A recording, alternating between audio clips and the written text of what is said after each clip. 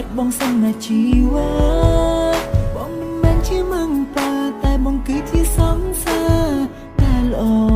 ព្រោះចង់ឲ្យអូនដើរផ្លូវត្រូវ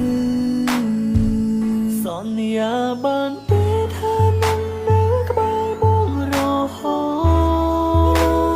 តកុំទៅណាឆ្ងាយពីបងតើអូនដឹងទេឈាំចូលគេងណាក្មេងតូចគេបារម្ភគេខ្វល់ខ្វាយកុំលែងឆាជាមួយញ៉ាំផ្សេងឲ្យគេដឹងឡើយត្រឹមតែគេម្នាក់បានហើយមិនចង់បានអ្វីច្រើនទេសូមត្រឹមឲ្យចេះស្ដាប់បង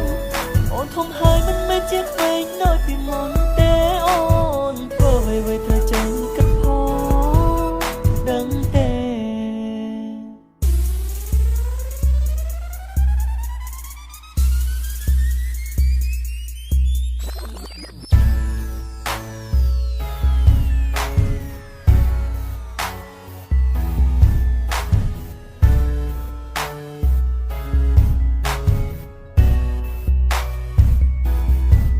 ក្មេងតូចពូកែងោក្មេងតូចពូកែខ្លាំងតែបងដឹងព្រោះអូនស្រឡាញ់ប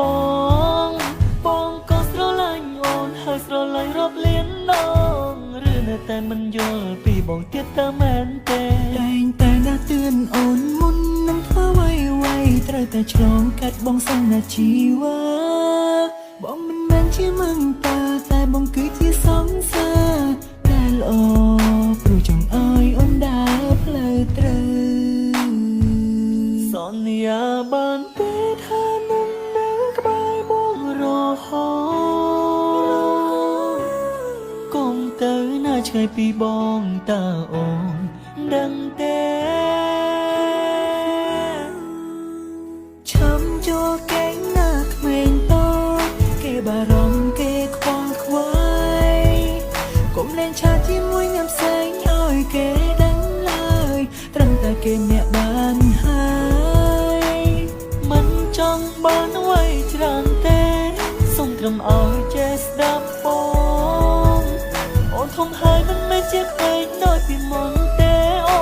នធ្វើអ្វីៗត្រូវចេញគិតផងដឹងទេគេបារម្ភគេខ្វល់ខ្វាយកុំលែងឆាជាមួយញ៉ាំផ្សេងឲ្យគេដឹងឡើយត្រឹមតែគេម្នាក់បានហើយមិនចង់បានអ្វីច្រើនទេសូមត្រឹមឲ្យចេះស្ដាប់បងអូនធំហើយមិនមែនជាក្មេងដូចពីមុន